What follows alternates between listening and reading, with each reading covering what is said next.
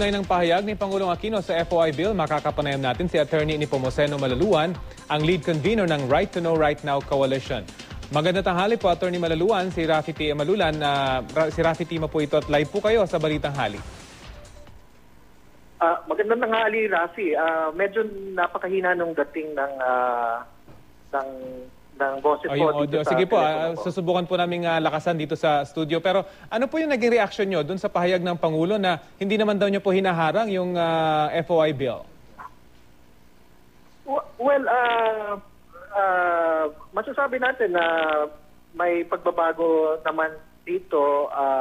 Right after the SONA, nakita natin na isinama in the priority measures that were transmitted sa Kongreso. At pangalawa, sinabi rin niya during the daylight dialogue na he gave his assurance na ito may papasa during his term. So, at nakikita naman namin dito sa Kongreso na umattend si Undersecretary Quezon, consistently representing the Office of the President doon sa TWG. So, to that extent, ay tama naman yun na at least there are actions that we see na hindi naman hinaharang ang pag-usad nitong FOI bill sa House of Representatives. So accurate po talaga na yung Kongreso dapat ang pukpukin ko kumbaga ng mga nagsusulong nitong FOI bill, Attorney?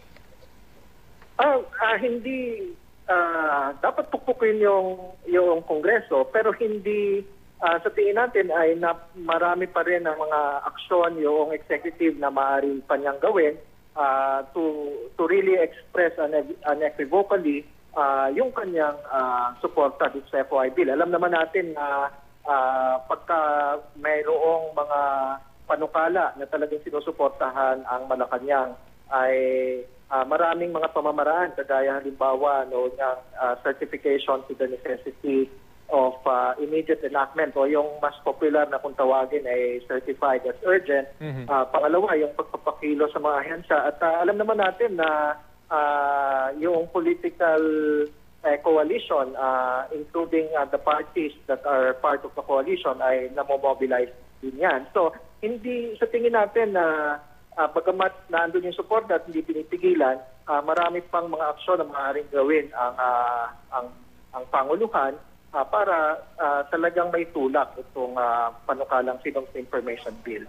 Pero Attorney, do you subscribe dun sa pahayag ng Pangulo na transparent naman daw yung kanyang administrasyon at wala naman daw silang itinatago sa mga mamamayan, kaya siguro marahil ay hindi sinacertify as urgent ito bagamat hindi naman nila pinipigilan yung FOI bill? Alam mo, iba kasi yung usapin ng yung claim of transparency, that's it's a matter of view, pero ang kailangan kasing tingnan dito ay hindi yung opinion kung doon sa transparency, kung hindi ano ba ang what will the FOI bill bring to realization kung ito ay may pasa. At ang hinahanap natin dito ay yung malinaw na proseso for accessing information, malinaw na pag-define noong saklaw na maaaring ibigay at maaaring exempt, at malinaw din na penalties, both administrative and criminal liability kung hindi ibigay ang impormasyon. At ito ay mga panuntunan na kailangan upang maging mabisa ang pagpapatupad ng FOI bill, whether in this administration or in the future or any future administration. So, tingin ko hindi maaring gawing excuse o kadahilanan sa hindi pagpasa yung pagsasabing transparent naman ng isang gobyerno. Hinahanap pa rin natin yung kabuuan ng karapatan sa impormasyon na nasasalamin doon sa malinaw na proseso, sanctions at saka yung saklaw ng information. At yun ang nilalaman ng FOI bill at hindi yan nasasagot by the saying that any administration is transparent. So Attorney, itong coalition ninyo, bagamat nagbasalita na itong si Pangulong Noynoy Aquino na hindi nila hinaharang yung FOI bill, talagang mananawagan pa rin sa Malacanang na itodo na yung support at gawin na lang na urgent itong bill na ito.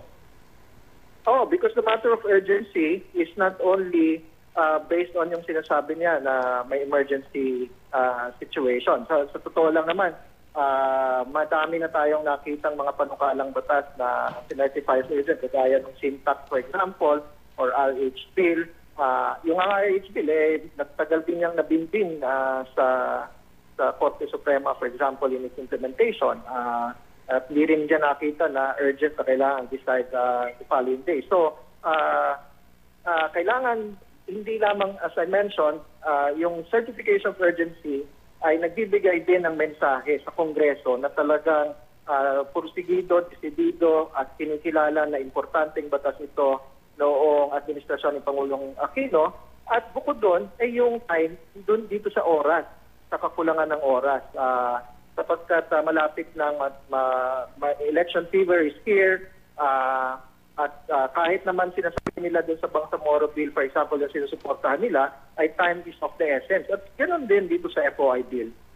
Okay, malinaw po. So hindi lang salita, dapat aksyon mula sa Malacanang. Maraming salamat, Attorney Nepomuceno Malaluan, ang lead convener ng Right to Know Right Now Coalition. Magandang tanghali po sa inyo. Yes, magandang tanghali.